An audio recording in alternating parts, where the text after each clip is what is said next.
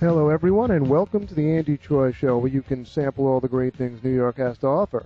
For the next 60 minutes, I'll not only chat with some interesting local personalities, but we'll also clue you into some great things to do around town. Tonight's show, some of the world's most famous dumb criminals and news headlines will be highlighted. And joining me will be tough guy actors Frankie Coffeecake and Joe Black from A Bronx Tale. But first, our shameless plugs. For those of you who haven't read my anti-aging book, Living Young, 32 Habits of Ageless People, there's no time like the present. It's always the right time to stay young and get healthy. Also, if you're going to live a long time, you might as well enjoy it. So check out my DVD, The Bedroom Workout for Men, on how to improve men's sexual performance through exercise. Both are available on Amazon.com and through my website, andytroy.com. Remember that if you bring my book to any of my events, I will be happy to autograph it for you. Speaking of which, our next event will be a Euro party this Thursday, September 6th from 6 to 10 p.m. at 49 Grove, located at 49 Grove Street between Christopher Street and 7th Avenue. It will feature an open vodka bar from 6 to 7 p.m. Admission is free. The details for this and all my monthly events are on my website, tastingnyc.com. The Andy Troy Show has a fan page on Facebook that contains links to previous shows as well as pictures of all our past guests. Check it out by punching the Andy Troy Show into your Facebook browser.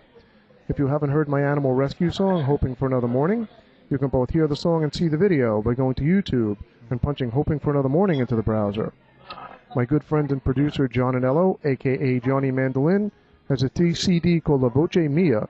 Order your copy today on johnnymandolin.com or call E. Rossi at 212-226-9254 and they'll hook you up.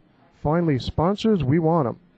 If you'd like to promote your goods and or services to our vast listening audience, contact the station or me directly at andyftroy@aol.com. Okay, we have a couple of my favorite guests back. First, we have, from A Bronx Tale, the legendary Frankie Coffeecake. Coffeecake, how are you? Hi, Andy. It's good to be back with you. The last time we were here, we had a great time, and I was looking forward to this time, and good seeing you then. Well, the great thing about this show is we're on video, so people can see how good-looking Coffeecake is. Look at that face, really, folks. Because they messed your face up pretty good in the movie. Yeah, how much time did you spend in... It was about maybe 45 minutes or so, according to what close-up you were in that day. If you were close up, about 45 minutes, they put some latex.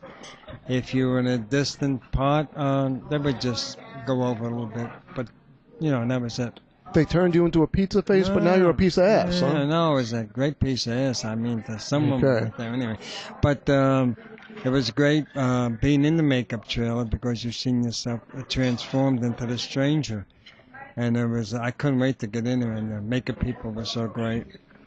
And you were watching yourself being, changed into this guy. I used to say it's impossible to believe, but they took a mold of your face and went inside the mold, and they take pieces of that mold and to where it fit on the cheeks and put some latex, and then they work around it. When they finished with your face, they broke the mold. Huh, yeah, I still have that mold. That's somewhere. Very good. Coffeecake's face is a little moldy, but that's okay. Yeah. And Joe, who we didn't really get to see much of your face, but we got to see you play softball with Joe Pesci's head in A Bronx Tale. Yeah, that was... Get closer to the mic there. It was a nice scene, It was one of the main scenes of the movie. Originally, De Niro wanted me to play a bodyguard, but I couldn't get the time off from the city. I work for, New York City. So I could only get a week or two. So he says, come at me with a bat and see how mad you can get. Use vulgarity, whatever you want to. And I went at him, and he said, I like him. And he asked Chaz, what do you think? He says, he's like my brother. He says, I know him all my life. He says, he got the part. And he asked Clem Caserta, and he said, yeah, I like him too.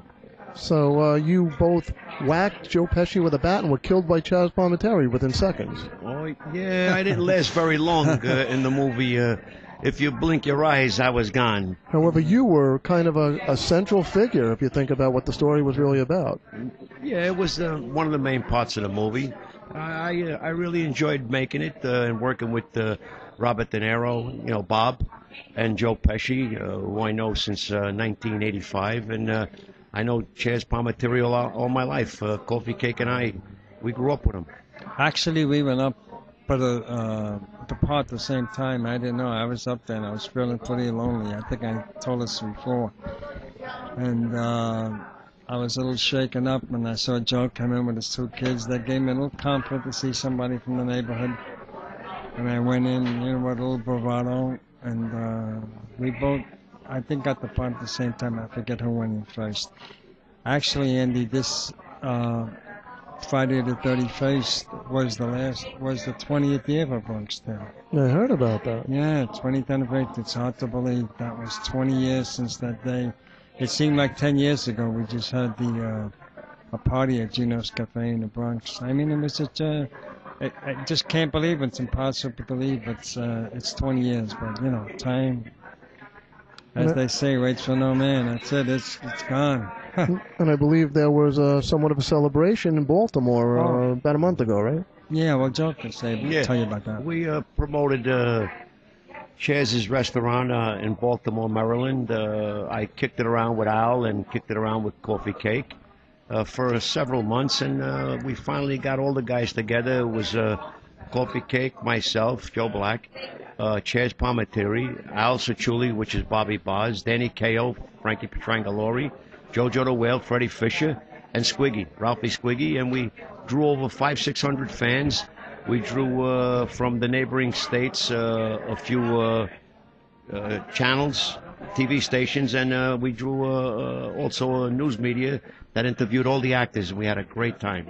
You know, Andy, to stop you, it was very odd because we're from the Bronx, and to go down to Baltimore, which is a very foreign place to us. I mean, we were like down there, and the people were so like they were like the Bronx.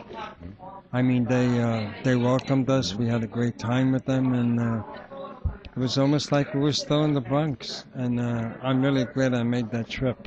You didn't become Oriole fans, though, right? No. Are you serious? No, we're still way. Yankee fans. Are you kidding me? That would be the end of my life. It would not be a Yankee. Meanwhile, the Orioles are giving them a little tough time, so yes, they, you know. All right, they're making them right their way. I got some interesting stuff I want to share with you guys. I did a show like this with Joe and with your pal Sandy and with Lou Martini Jr. from The Sopranos a few weeks ago about dumb criminals, and we got a really good response to it, so I got even dumber criminals this time. Sounds good. I want to see what you guys think. See if you knew anybody like this growing up, all right? You know. We're going to start close to home in New Jersey. Right? Guy walks into a 7-Eleven, wants to rob it. Now, he's got a pretty good M.O., okay? He's going to go in there with a $20 bill. He's going to say to the guy, can give me change. The guy opens the registry, pulls out his piece, robs the guy, and leaves. This is his game plan. And it goes pretty well. Goes in there, gives him the 20, pulls out the gun, guy opens the register, takes all the money out of the register and leaves. Only 2 problems. Number 1, he forgets to take his 20 back with him when he leaves. Number 2, there's only $15 in the register. Oh, my God. This guy robbed the store and lost $5. I mean, it's that's you know, it's human nature. I seen guys from my neighborhood do, believe me, dumber things than that. And one time we planned to rob the Daily News. The Daily News we used to sit on a stoop and I think of ways to get into the racetrack. How we're going to get in the racetrack that morning? We're dead broke, and the Daily News used to come down the wrong side of the street every day. So we figured if we were in a car, you know, and we would, as soon as it came down the wrong way, we would bunk into the car, so we'd have a case for ourselves. And that's what really happened. We wound up in Fordham Hospital. We got no case. The Daily News was right. They had the right to come down that block. So talk about dumb criminals. We wound up in the hospital for 2 weeks. We got no money. And, you know, when you're desperate people do desperate things. If you're looking for good media coverage for the things you do not attack the media itself. I know. Right. That's right. I'm telling things that we used to do were just amazing. But with this guy, I was wondering, it's like they say if a tree falls in the forest and you don't hear it, does it make a sound? Well, if you rob a store and you actually lose money, have you committed a crime? Joe, what do you think? That's tough. Nah, that's ridiculous. That's Even crazy. We haven't done that. The guy should have did his homework. He's a moron. He deserves to get arrested and go to jail. He's an idiot. Suppose the guy go to racetrack and do that. I mean, Jesus Christ, you get a shot to win. I mean, some people are just, you know, they're just hopeless. What can I tell you? I mean, I don't know if it was robbing or something, but any aspect of their life, something would have turned out. Somebody wants to know how old you are, Coffee Cake. I'll be 37 next week. No, but when this happened. Okay. So 36, basically. No, when this happened, we were kids. We were just hanging on a stoop all night. I mean, the Bronx, that's the things that we did. And talk about being stupid. I mean, it's just one time we robbed the bookie's radio. I mean, just think about this. We climbed 3 fire escapes, cheated death to get $12, a $12 radio that we hocked for about 4. So think about this. We all had plans. We were waiting downstairs, and we took the radio out, and we got $4. I mean, think about this. I mean, how many guys were involved in this, you said? I was about 14. I mean, like how many guys were involved in it? How many ways did you have to split that $4? Yeah, that's what I'm saying. 14 ways? Well, no, but... Could you all take the subway with what you got? No, about 5 guys got shut out altogether because I think they punked out at the end, but... I mean, think about robbing a bookie's radio. That's where we got all our results. How stupid can you be? Unbelievable. Well, I got some more good stuff for you. I got to get some of this stuff in here now. We're moving to North Dakota. Not me and you, but the stories. We're in North Dakota now, right? This guy wants to rob a bank. They're obviously a little more ambitious in North Dakota. So he goes into the bank. He writes out a note, hands it to the woman. She's scared. She gives him the money. He leaves. Now, the cops look for him, can't find him. There's only one problem. He wrote out the note on his bank deposit slip. Oh, that's a dead giveaway. He's gone. And the cop picked him up on his front porch. Of course. They were waiting for him. They were there first. Oh, my God. That's a hell of an invention. Oh, that's... Wow, took a lot of planning, I would say. Jesus Christ. Okay. All the prisons are full of these guys. I mean, that's amazing. The stupid things people can be. Now, this is pretty cool, all right? This guy decides to rob a Dunkin' Donuts in Florida. Now, he goes in there, doesn't have a pen to write his note.